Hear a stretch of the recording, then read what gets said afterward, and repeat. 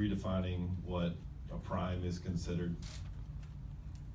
Because, I mean, in basketball circles for years was, you hit 7 or 8 seasons in, 27 years old, that was kind of the traditional prime, but now you're 15 years in and age 33 and about to play more basketball than he's ever played in a year. I think they've always kind of talked like the NBA prime is like, 27, like 31, 32. And that's, if you're lucky, you get to that point. I don't know. I've just never really, bought into that. I've never bought into like a ceiling either. You guys always talk to me about, what's your ceiling, and I've always, kind of told you guys that I don't really have a ceiling. I want to just try to maximize, as much as I can, and be as good as I can. And I forgot. I'm not quite sure who I did a post-game interview after one of our games this year.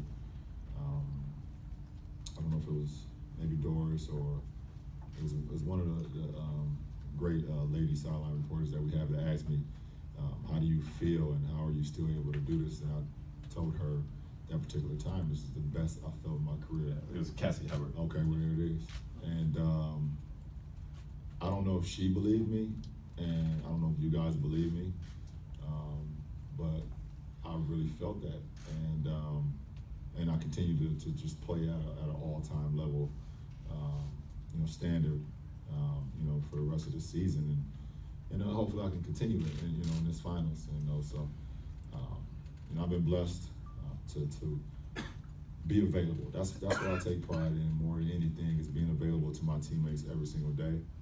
And I think I've missed 1 or 2 practices a day because it's just, when you live in Northeast Ohio, and you have 4 seasons, you will get sick.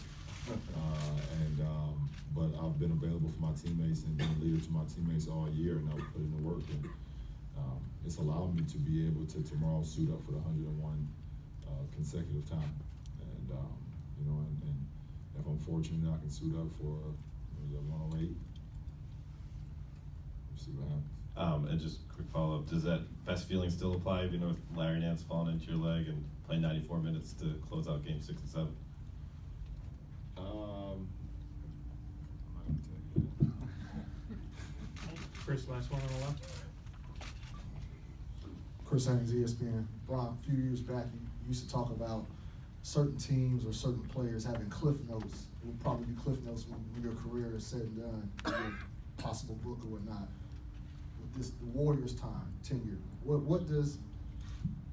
how impactful or meaningful is this, I guess, series of rivalries with you in your career? How do you view them?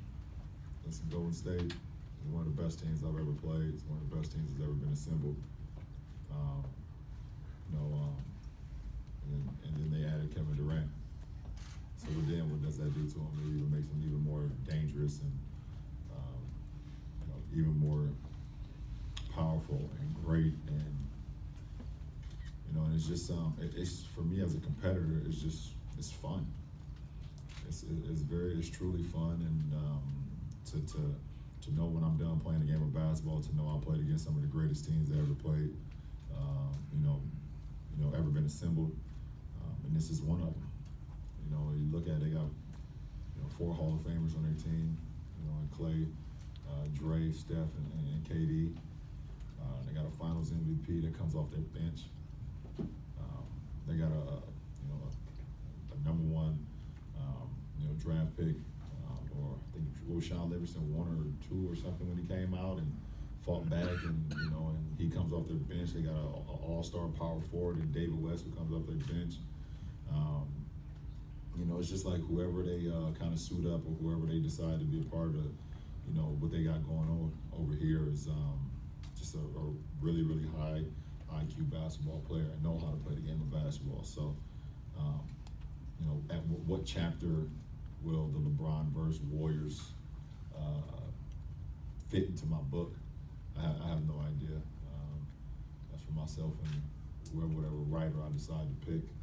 I'm available. I was about to say, I know one of you guys would love to be. Probably make a lot of money. But I mean, I don't know. Listen, I can sit here and say that Golden State is they're a great team. They're a great team, and it's not even You know, I didn't even mention their head coach. I mean, their head coach is the one who kind of puts it all together, makes it all flow. To be able to, be able to put, egos in the right, position and spot on the floor where everybody feels, good about the outcome and things of that nature. That's when it comes to team sports, that's something that you hope that you can be a part of. Where you got great guys that not only have great talent but also practice the way exactly how you're supposed to practice and then go on a game and play it that way. And I've been fortunate to be a part of, a few of those teams in my career, either from, NBA teams or Olympic teams, obviously. I don't know, Chris, I don't know where they will fall in my book, but they will have a nice chapter.